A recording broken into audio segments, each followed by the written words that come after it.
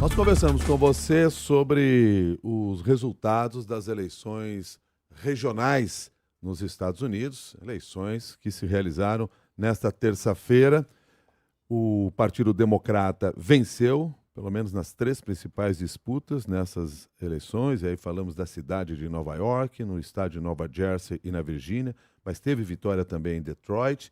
E ainda uma vitória que é menos falada aqui no Brasil, mas é importante do ponto de vista aí das próximas eleições, que foi na Califórnia, quando foi aprovada aquilo que a gente poderia chamar de uma redivisão dos distritos na Califórnia, o que dá uma vantagem, pela forma como ficará o desenho desses distritos, uma vantagem para os democratas também.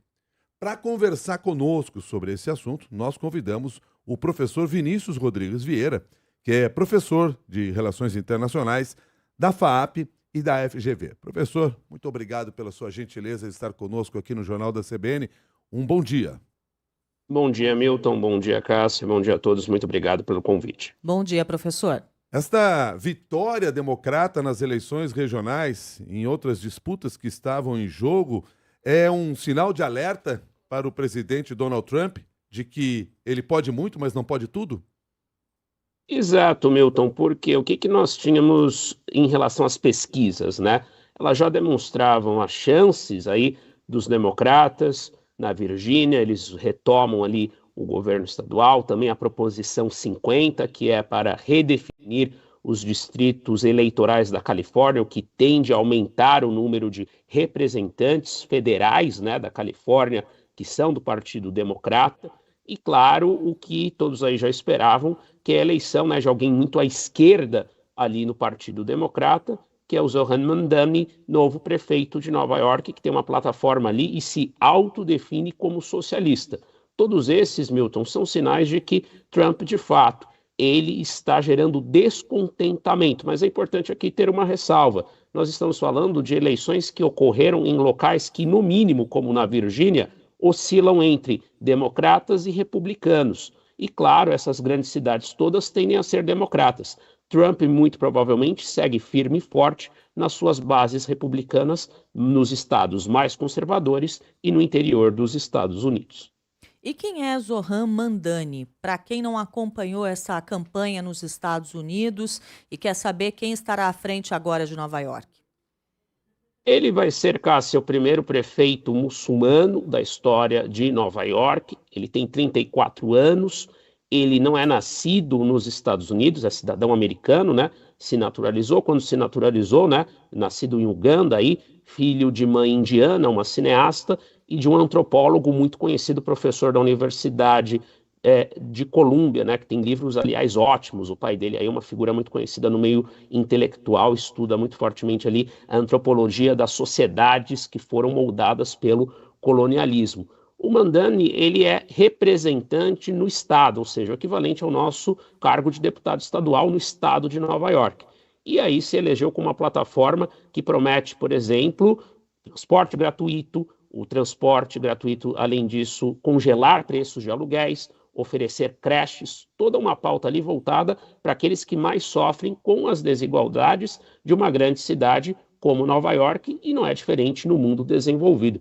Então, Mamdani representa uma grande novidade, seja em termos geracionais, em termos de origem familiar, de origem étnica, origem religiosa, e o partido próprio dele, democrata, deve estar aí, as suas figuras mais tradicionais, um tanto quanto preocupadas sobre o que ele de fato vai conseguir fazer à frente dessa que é a cidade símbolo dos Estados Unidos. Esse é um ponto interessante, porque Mamdani não era unanimidade dentro do Partido Democrata. Tivemos até ali a dissidência, diríamos, de Cuomo, que concorreu contra ele, depois um ex-democrata, se podemos identificar assim dessa maneira.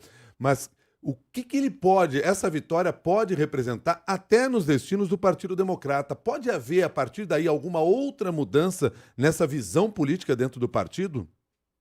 Bem, Milton, nós temos, nesse caso do Mamdani, aquilo que muitos dizem ser a verdadeira, ou talvez seja aqui um exagero meu, não a verdadeira, mas a mais apropriada estratégia para enfrentar o populismo de direita, que seria fazer uma espécie de populismo de esquerda. Se Mandani for bem sucedido nas suas proposições, que incluem até mesmo a criação de uma rede de supermercados subsidiados, né? Isso aí pela teoria econômica, pela prática, não dá certo. Mas se de alguma maneira ele tiver popularidade, tiver sucesso entre os menos favorecidos, em grande parte, é importante dizer, os menos favorecidos na última eleição presidencial votaram em Donald Trump, inclusive minorias, como latinos, negros, inclusive em estados predominantemente democratas. Então, o Partido Democrata, Milton e Cássia, eles vão acabar ali, seus figurões, sendo potencialmente seduzidos, né? Vai ser impossível ignorar caso Mandani tenha sucesso. Então, a tendência é que, caso aí tenhamos um novo ciclo ali à frente da Prefeitura de Nova York, com políticas mais populistas, intervencionistas, que reverberem em popularidade, o Partido Democrata seja levado a abandonar posições mais centristas, já nas eleições de meio de mandato de 2026, em que todo o Congresso americano ali, a Câmara Baixa, será renovada aí 1/3 do Senado, e claro, sobretudo aí tendo em vista as eleições de 2028, porque constitucionalmente Trump não pode concorrer a um terceiro mandato e os democratas talvez optem por uma saída populista para tentar retomar a presidência dos Estados Unidos. Agora, professor, quais podem ser os empecilhos, as pedras no caminho do prefeito eleito de Nova York para cumprir estas promessas tão ambiciosas que ele fez na campanha? Bem, aí nós temos uma dinâmica de poder que é como aquela que existe aqui no Brasil, Cássia. Tem que combinar com o que é equivalente ali à Câmara dos Vereadores, né? Tem projetos que vão ali, conforme a legislação americana, depender da aprovação, do apoio, né, de segmentos ali dos representantes do povo.